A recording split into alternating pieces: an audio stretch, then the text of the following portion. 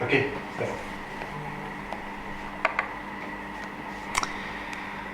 Okey, bismillahirrahmanirrahim. Assalamualaikum warahmatullahi wabarakatuh.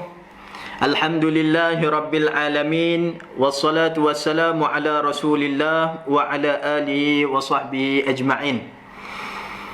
Allahumma salli ala Sayyidina Muhammad wa ala ali Sayyidina Muhammad. Sidang penonton yang dirahmati Allah Subhanahu wa taala, apa khabar semuanya? Diharapkan semuanya berada dalam keadaan sihat sejahtera dalam kita menjalani ibadah Ramadan Al-Mubarak pada kali ini. Pejam celik sudah pun kita berada pada hari yang ke-15 pertengahan daripada Ramadan. Jadi kita sudah berada di setengah perjalanan untuk kita terus menghabiskan madrasah Ramadan ini dengan keadaan yang kita berpuas hati dan kita mendapat, orang kata, ganjaran yang sepenuhnya daripada Allah Subhanahu wa taala. Tuan-tuan yang dirahmati Allah Subhanahu wa taala, orang bertanya-tanya, bila masuk 15 Ramadan, setiap malam kita akan mula bacaan doa qunut di dalam witir kita. Ada orang tanya saya, dia ambil dalil daripada mana ustaz? Kita nak baca doa qunut 15 malam, bermula daripada semalam kita baca doa qunut di dalam witir. Datangnya daripada baginda Nabi sallallahu alaihi wasallam. Ini jawapannya, datangnya daripada baginda Nabi sallallahu alaihi wasallam. Nabi kita buat, sebab tu kita buat. Nabi bila masuk, kata Imam Syafi'i, Nabi SAW masuk saja malam yang ke-15 daripada setengah Ramadan, maka ketika mana Nabi membaca witir, buat solat witir, maka Nabi membaca doa qunut di dalam witir tersebut. Tuan-tuan yang dirahmati Allah Subhanahu wa taala, so bermula semalam sehingga akhir Ramadan nanti, maka setiap malam dalam sembahyang tarawih kita, dalam sembahyang witir kita, kita akan membacakan doa qunut, dan doa untuk qunut itu adalah satu tuntutan di dalam mazhab Imam Syafi'i. Adapun kalau kita lihat mazhab Imam Hanafi, mazhab Imam Hanbali, mereka ini kata qunut itu perlu dibuat seawal malam pertama Ramadan lagi. Ketika mana kita membaca kita buat solat sunat witir, maka penutup kepada witir yang satu rakaat itu, maka kita membacakan doa qunut. Itu pandangan Imam Hanbali, pandangan Imam Hanafi. Maka membolehkan membaca doa qunut seawal daripada masuknya awal Ramadan sehinggalah akhir Ramadan. Sepanjang semayang witir di dalam tarawih tersebut itu dibenarkan membaca doa qunut. Namun kita Syafi'i, bila masuk saja 15 Ramadan, maka barulah kita membaca doa qunut. Jadi jelaslah bila kita nak mengamalkan malam-malam, kita faham. Barulah faham kenapa kita perlu membaca doa qunut pada 15 malam yang terakhir daripada Ramadan. Jadi ada juga ulama yang memakruhkan, mazhab yang memakruhkan daripada kita membaca doa qunut ini adalah Imam Malik. Imam Malik dia memakruhkan untuk kita membacakan doa qunut. So di Mekah begitu doa qunut ini sebenarnya tuan-tuan, jumhur seluruh ulama mazhab membenarkan kita membaca doa qunut semasa di dalam witir sepanjang Ramadan ataupun 15 terakhir daripada Ramadan. Okey, tuan-tuan yang dirahmati Allah Subhanahu wa taala, itu sebagai satu mukaddimah lah. Sebab ada persoalan, orang tanya, ustaz, kenapa perlu baca doa qunut 15 malam terakhir? Mana dalilnya? Dalilnya adalah bersifat ta'abbudi. Ta'abbudi ni apa? Nabi buat, kita ikut. Itu sebagai satu sunnah baginda Nabi sallallahu alaihi wasallam. Alhamdulillah. Tuan-tuan yang dirahmati Allah, alhamdulillah kita sampai 15 malam, 15 hari Ramadan, dan masjid kita, Masjid Sayyidina Umar. Sekali lagi, saya sebagai ketua imam ataupun naqib Masjid Sayyidina Umar Al-Khattab saya melihat bahawa masjid kita ini segalanya berjalan dengan lancar. Apa yang kita rencanakan, bermula awal pagi kita ada khatam Quran, tadarus. Pada hari ini masuk juzuk yang ke-15 dah.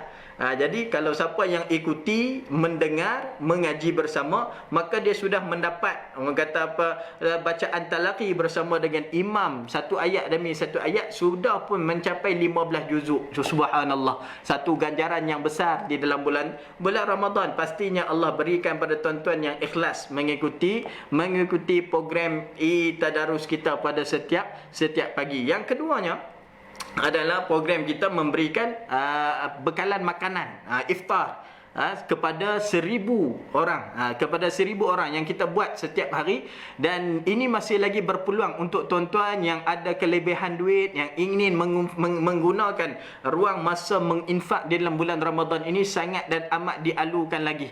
Memang kita dapat buat 1,000 bekalan makanan, dan kita mengikut SOP yang ditetapkan oleh pihak Jawi. Kita menjadikan masjid kita sebagai center, kemudian kita agih-agihkan kepada kawasan-kawasan terpilih, terutamanya kawasan-kawasan orang yang susah, yang memerlukan bantuan makanan. Jadi kita mengutamakan kawasan yang sedemikian. Jadi saya mengharapkan tuan-tuan yang ada kelebihan boleh menyumbang kepada pihak masjid untuk kita teruskan lagi. Begitu juga dengan kos-kos pengurusan yang perlu kita bayar sepanjang dalam Ramadan. Kalau tuan-tuan nak berinfak, ayuh berinfak sepanjang di dalam bulan Ramadan ini. Tuan-tuan, alhamdulillah berjalan dengan baik juga adalah kuliah kita. Begitu selepas zuhur, bermula jam 2 petang sehinggalah 30 minit selepas pukul 2 itu, maka kita bawa tanpa henti secara live kepada seluruh tuan-tuan. Segalanya Allah takdirkan berjalan dengan lancar dalam bulan Ramadan pada kali ini. So,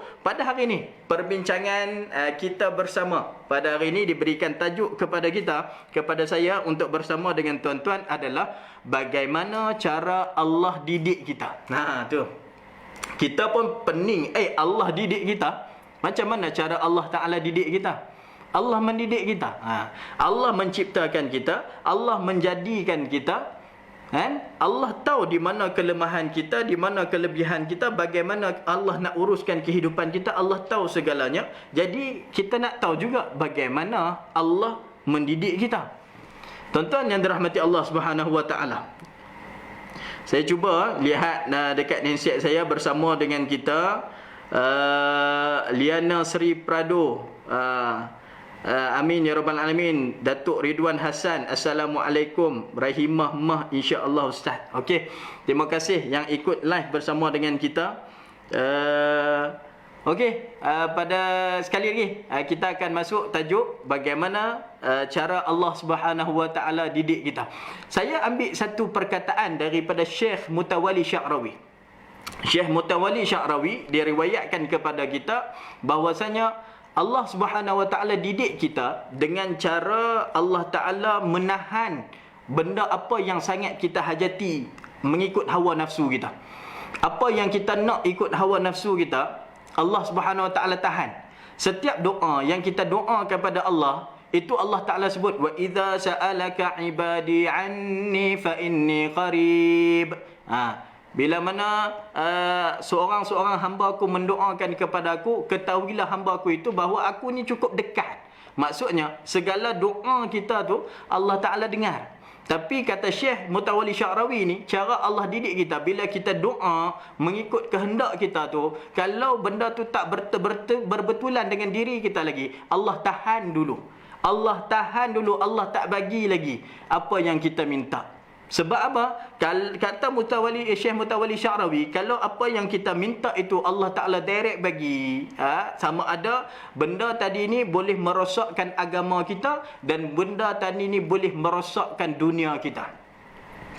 Tu dia tuan-tuan. Sebagai contoh, Allah nak kebaikan kepada kita tu. Sebagai contoh, andai kata kita terkena penyakit, penyakit yang famous lah, contohnya COVID. Kita kena COVID. Kemudiannya apa harapan kita nak daripada COVID? Kita kena hari ni, kalau boleh petang ni sembuh. Tu. Kalau kita kena masa hari ni, petang ni kita nak penyakit kita sembuh. Apa jua kita nak serta merta. Sebab kita ni orang yang kita tak nak diuji dengan sakit. Kita tak nak diuji dengan miskin, kita tak nak diuji dengan sakit. Kita tak nak. Kita nak kita hidup sejahtera, kita nak kita aman ya. Tapi bila kita diuji dengan sakit, kita minta, ya Allah ya Tuhanku, sembuhkanlah aku daripada COVID ni, tapi Allah tak bagi sembuh dengan serta-merta. Sebab apa tuan-tuan? Sebab Allah nak kita dekat dengan dia lagi. Allah nak kita sebut lagi, Allah, Allah, sembuhkanlah aku, sembuhkanlah aku. Ya Allah, ya Allah. Itulah perkataan yang Allah nak dengar daripada hamba dia. Allah nak kita dekat dengan Allah Subhanahu Wa Taala. Tu kita tak nampak sebenarnya. Tapi itulah yang membawa kepada penyakit ini, membawa kepada kita hampir pada Allah Subhanahu Wa Taala. Itulah ulama dulu, kalau kita dengar banyak cerita orang-orang yang hebat, kalaulah tidak diuji dengan sakit, kalau tidak diuji dengan sesuatu, mereka tak senang duduk. Sebab rasa macam Allah tidak ingat kepada mereka, tuan-tuan. Hatta kan terpijak duri sekalipun rasa Alhamdulillah. Sebab dengan terpijak duri ni Allah menghapuskan dosa. Apatah lagi Allah bagi ujian-ujian yang besar, dan kita doa angkat tangan, minta, kita taubat, kita merayu, kita merintih pada Allah. Itulah benda yang saat paling mahal dalam kehidupan kita. Andai kata kita tahu, inilah cara didikan Allah Subhanahu Wa Taala. Begitu. Apa kehendak nafsu kita lagi yang kita nak, tuan-tuan? Yang kita nak apa dalam hidup kita? Kita nak kita hidup kaya raya. Kita tak nak kita hidup dalam keadaan miskin. Siapa nak hidup miskin? Begitu Allah Ta'ala didik kita. Kata Syekh Mutawalli Sya'rawi, kita angkat tangan, kita minta nak jadi kaya. Adakah Allah bagi kita jadi kaya serta-merta? Kita usaha kuat kerja kita, tetapi taraf kehidupan kita sama saja. Kenapa Allah Ta'ala tak bagi kaya? Ini juga salah satu bagaimana Allah Ta'ala nak jaga kita sebenarnya. Kalau Allah Ta'ala bagi kita kaya, maka nanti ni, kalau Allah bagi kita kaya, maka nanti mungkin, itu kata rosak agama kita, rosak dunia kita. Kita tak mampu nak menanggung kekayaan tadi. Dalam keadaan kita tak kaya ni, kita boleh duduk semayang duha. Contohnya tuan-tuan, semayang duha kita tak tinggal. Sebab kita nak jadi orang yang, sebab jaminan semayang duha ni juga adalah Allah mencukupkan rezeki, menambahkan rezeki. Tiba bila kita semayang tak jadi jutawan pun. Ya, kita semayang, kita tak jadi macam orang Bukit Damansara pun. Tuan-tuan, orang Bukit Damansara ni kaya raya, Alhamdulillah, makmur. Doakan Bukit Damansara baldatun tayyibatun wa rabbun ghafur. Orang yang kaya raya, yang kuat infak, sumbangannya, Masya Allah, tabarakallah, hebat orang-orang di sini. Begitu kami sangat, orang kata apa, rasa rendah diri dengan kehebatan orang di sini. Goyang juga tuan-tuan. Jadi imam ni, saya ni secara orang kata apa, secara jujur, bila dihantar ke Masjid Sayyidina Umar sebagai nakib, saya rasa macam alamak, nak berhadapan dengan golongan-golongan yang cukup elit dan hebat. Dan ala kulli hal, orang di sini Masya Allah tabarakallah, walaupun elit dan hebat, mereka ni adalah orang yang merendah diri. Saya lihat, saya kenal seorang dah, Masya Allah, Datuk Rizwan contohnya. Alhamdulillah, terima kasih banyak atas sambutan saya ke sini tu. Tuan-tuan yang dirahmati Allah, okey, Allah didik kita ni dengan cara Allah tak bagi kita kaya lagi tu. Sebabnya Allah Ta'ala tahu bahawa kalau Allah bagi kita kaya, nanti kita lupa diri. Sebagai satu contoh, ada tak sahabat Nabi nak jadi kaya? Ada. Siapa nama dia? Nama dia Sa'labah. Tuan-tuan, nama dia Sa'labah. Kerap kali Sa'labah ni jumpa baginda Nabi sallallahu alaihi wasallam. Kerap kali Sa'labah jumpa baginda Nabi sallallahu alaihi wasallam, dan satu doa diminta oleh Sa'labah kepada baginda Nabi sallallahu alaihi wasallam adalah, ya Rasulullah, tolong doakan kepadaku supaya aku menjadi orang kaya. Tu tuan-tuan, tolong doakan kepadaku supaya aku jadi orang kaya. Dah letih dah jadi orang susah ni, tak larat jadi orang susah dah. Dia menternak kambing. Jadi Nabi kata tak payahlah, nantilah. Kemudian dia desak Nabi lagi, dia desak Nabi. Kenapa Nabi kata tak payah? Sebab Nabi takut bila mana diberikan kekayaan, dia tak mampu nak membawa kekayaan tadi, merosakkan agama dia, merosakkan dunia dia. Ingat, senang kan jadi kaya? Nak jadi kaya ni, nak jaga harta ni, nak menjaga harta tu, ke mana harta kita belanja, daripada mana harta kita dapat. Adakah kita mengeluarkan zakat? Adakah kita melihat orang susah untuk kita bantu? Adakah kita sekadar mengenyangkan perut kita saja? Adakah kita menjadi orang yang selfish? Tu dia. Jenuh jawab tuan-tuan. Sebab tu Nabi tak nak. Bukan Nabi tak kaya. Nabi kita, kalau kita kata Nabi kita bukan orang kaya, maka itu merupakan satu kesalahan. Nabi kita kaya. Tapi Nabi tidak mengekalkan kekayaan yang begitu lama dalam genggaman baginda Nabi. Sebaliknya Nabi menginfak. Begitu Abu Bakar kaya. Begitu Omar kaya. Begitu Sayyidina Osman cukup kaya. Begitu Abdurrahman bin Auf semua kaya. Sahabat kaya tuan-tuan. Begitu imam-imam mazhab kita tuan-tuan, kalau kita tengok imam mazhab yang kaya, Imam Hanafi kaya, saudagar kain, kita boleh kata saudagar benang, ada kilang, Imam Hanafi. Begitu Imam Malik, imam yang kaya raya di bumi Madinah. Imam yang tak kaya ni adalah Imam Syafi'i bersama dengan Imam Hanbali. Tuan-tuan, jadi sebenarnya Sa'labah tu jumpa baginda Nabi, teringin nak jadi kaya. Akhirnya bila didesak, maka sebenarnya Nabi kata, Nabi angkat tangan dan Nabi doa dan sungguh Allah memberikan kekayaan kepada Sa'labah. Kambing ternakan Sa'labah tu jadi banyak, makin banyak. Jadi sebenarnya bila kambing banyak, Sa'labah terpaksa berfikir untuk bagaimana cara nak menguruskan hartanya ni. Sehingga kan Nabi tunggu Sa'labah nak datang sembahyang zuhur secara berjamaah. Mula-mula dah tak nampak muka Sa'labah datang masjid untuk sembahyang zuhur secara berjamaah. Kerana apa? Sibuk menguruskan harta. Nampak? Kemudiannya bila masuk asar, tak nampak juga muka Sa'labah datang ke masjid untuk solat asar secara berjamaah. Kerana apa? Sibuk menguruskan kambing. Nampak? Kambing semakin banyak. Bila-bila kambing semakin, bukan setakat sembahyang zuhur asar tak dapat di masjid, lama-lama Maghrib, Isyak juga tidak nampak di masjid. Sibuk menguruskan kambing yang begitu banyak kerana nak jadi kaya. Begitu lagi tuan-tuan, akhirnya daripada Zuhur, Asar, Maghrib, Isyak tak nampak muka di masjid sembahyang bersama baginda Nabi sallallahu alaihi wasallam, akhirnya subuh juga tak dapat dia datang ke masjid. Nampak tuan-tuan, bagaimana cara Allah mendidik kita. Allah tahu kita ke mana Allah nak channel kita, bagaimana Allah nak menempatkan kita dalam syurga.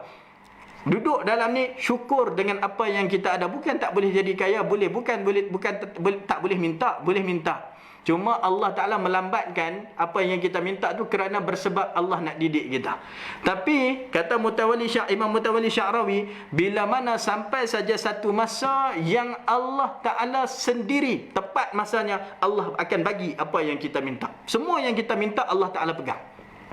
Allah wajib bagi. Minta je tuan-tuan, minta je. Allah cukup seronok dengan hambanya yang minta pada dia.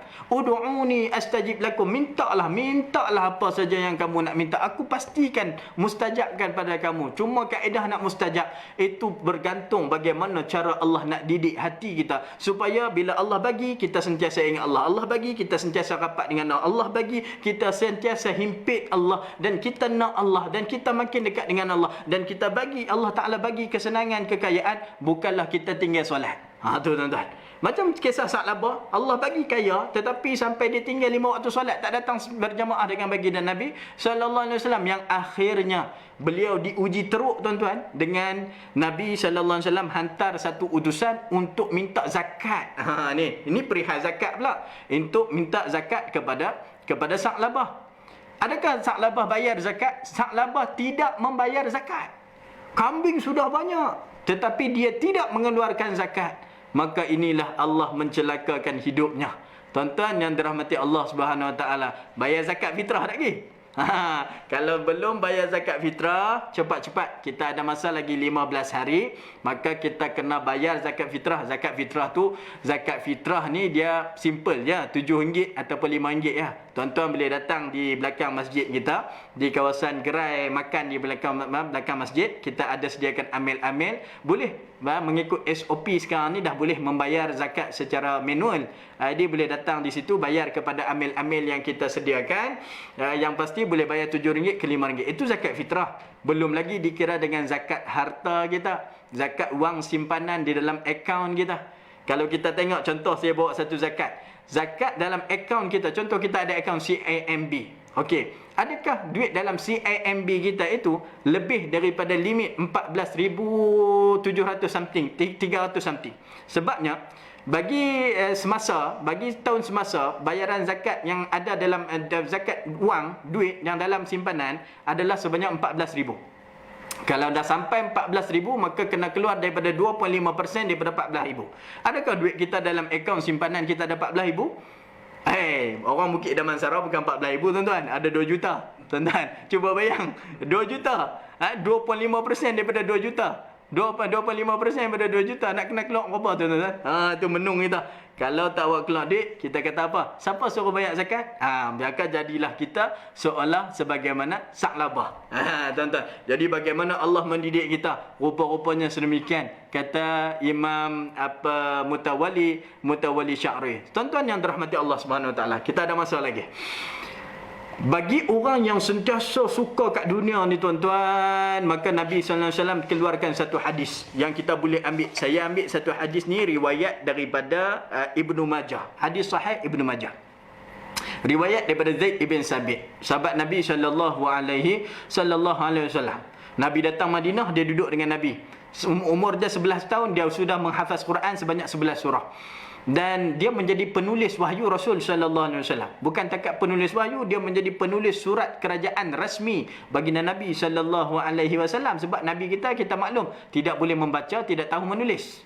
Kerana Allah tetapkan Nabi sedemikian, nak memelihara Quran dan sebagainya itu. Tuan-tuan dan dirahmati Allah. So, siapa yang menulis surat baginda Nabi sallallahu alaihi wasallam? Yang menulis surat baginda Nabi sallallahu alaihi wasallam itu adalah Zaid ibn Thabit. Tuan-tuan, ada satu masa Nabi hantar surat dan Nabi risaukan kandungan surat diubah. Jadi oleh Yahudi, oleh Nasrani, maka saja Nabi perintahkan kepada Zaid bin Sabit supaya belajar tentang bahasa-bahasa mereka. Jadi Zaid bin Sabit belajar bahasa Ibrani selama 15 hari. Bahasa Suryani selama 17 hari. Menguasai, power, memang hebat Zaid ibn Sabit. So dia boleh mengenal, dia boleh memahami bahasa-bahasa tulisan mereka. Itulah Zaid bin Sabit. Okey, riwayat pada Zaid bin Sabit, Nabi SAW sebut, man kanatid dunya hamah faraqallahu alaihi amarah. Ingat, siapa yang jadikan dunia ini sangat penting pada hidup dia, dia celek mata dunia, bukan celek mata sembahyang subuh dah, bukan celek mata nak sembahyang tahajud dah, bukan celek mata nak sahur dah, celek mata duit. Celek mata macam mana nak gaya, celek mata macam mana nak capai dream, celek mata tahajud, kemudian plan minta bagi mana nak gaya, tak apa. Celek mata tak ingat Allah, ingat duit. Siapa yang fikir duit, maka nanti dunia hamah, yang fikir dunia saja penting dalam hidup dia, faraqallahu alaihi amarah, pastinya Allah Ta'ala akan porak-perandakan hidup dia. Duit banyak mana pun, kata Nabi SAW, wa ja'ala baina ainaihi faqrah. Nabi kata sallallahu alaihi wasallam sebut, Allah jadikan di antara dua matanya ni sentiasa rasa dia ni fakir. Tuan-tuan, walaupun gaji dah 10,000 sebulan, gaji 10,000 sebulan, gaji 20,000 sebulan, gaji 30,000 sebulan, rasa tak cukup. Tuan-tuan, itu bahaya, dah kena penyakit tu tuan-tuan. Kalau gaji 3,000 tak cukup tu biasa tuan-tuan ni. Kalau di KL ni kita berada dalam keadaan asnaf. Kalau 3,000 gaji tu imam lah tu 3,000. Tu imam boleh terima zakat. Tuan-tuan, jadi tuan-tuan yang dirahmati Allah, jadi kita miskin bandar nama 3. Kalau kita dah sampai 8,000, sebab tu PM kita meletakkan siapa yang isi rumah 8,000 boleh dapat banyak ni. Maknanya berada dalam keadaan yang boleh pertimbangkan lagi, tak kata tak cukup. Tapi kalau dah 10,000, 20,000, kita rasa tak cukup dan kita kerja nak lagi, maka Allah Ta'ala bagi urusan hidup kita porak-perandah. Allah Ta'ala jadikan sentiasa di mata kita ni, kata Nabi, kita ni sentiasa rasa tak cukup dan kita rasa fakir. Walam ya'tihi dunya illa ma kutibalah. Kata Nabi SAW, dunia takkan sampai kepada dia sebagaimana yang dia cita-citakan, setakat mana yang Allah Ta'ala tulis untuk dia sahaja. Tapi berbeza. Wa man kanatid akhirati niyata, siapa yang hidup dia mengutamakan akhirat. Boleh kaya tuan-tuan, bukan tak boleh kaya, bukan tak boleh nak minta. Sepanjang bulan Ramadan ni bulan yang Allah Ta'ala mustajab doa ni, minta kaya boleh. Dalam taklan minta kaya ni dekatlah dengan Allah. Jadikan hadaf tujuan hidup kita ni untuk akhirat. Man kanatil akhiratu niyata.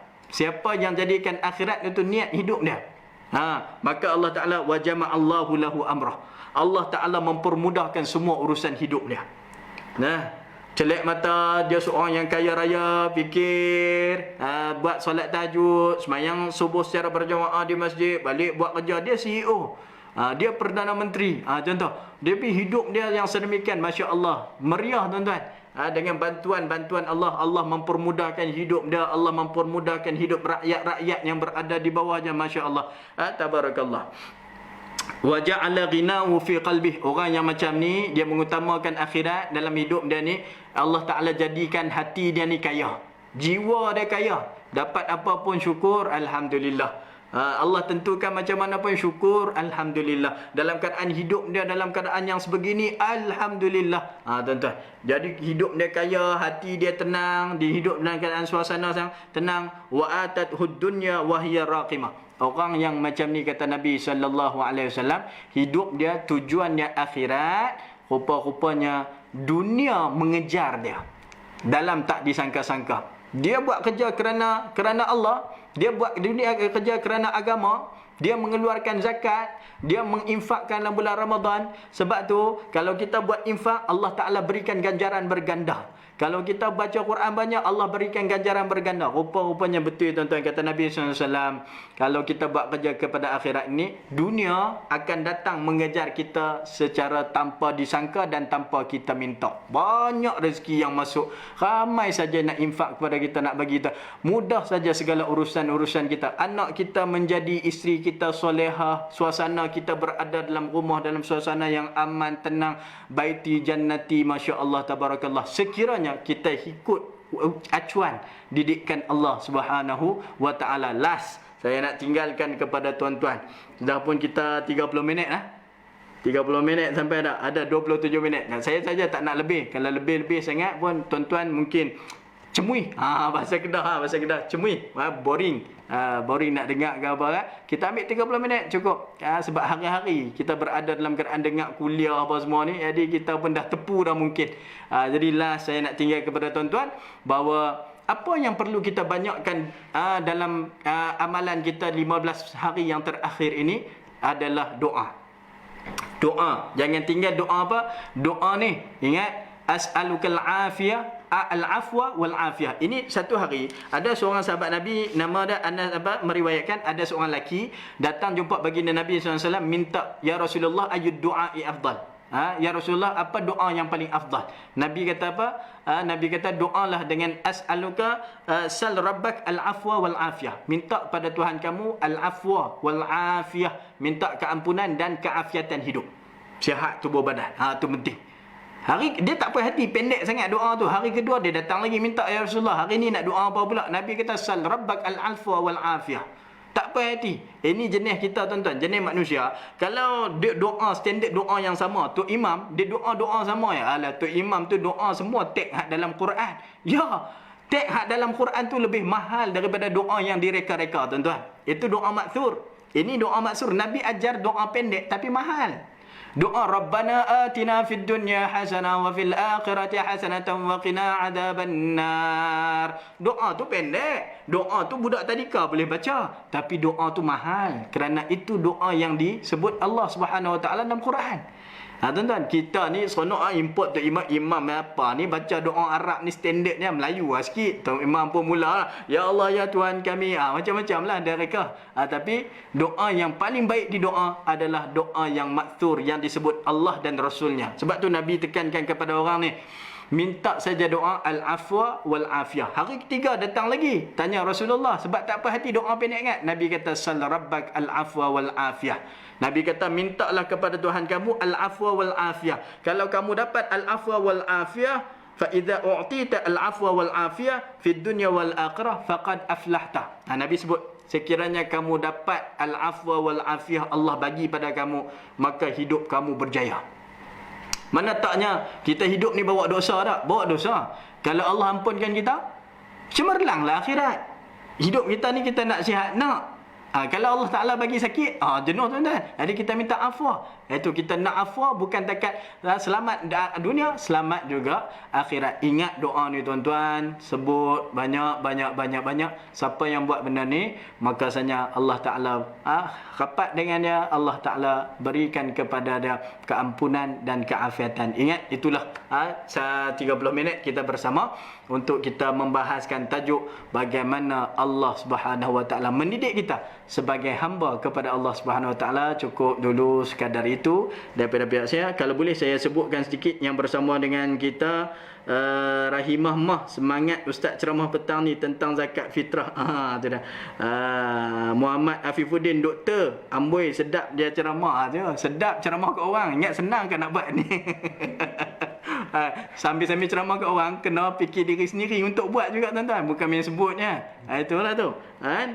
Alhamdulillah ya. Terima kasih banyak yang ikut bersama dengan kita pada petang ini. Mudah-mudahan ada manfaat kita bersama. Sekian dulu. Haza wabillahi taufiq wal hidayah. Assalamualaikum warahmatullahi wabarakatuh.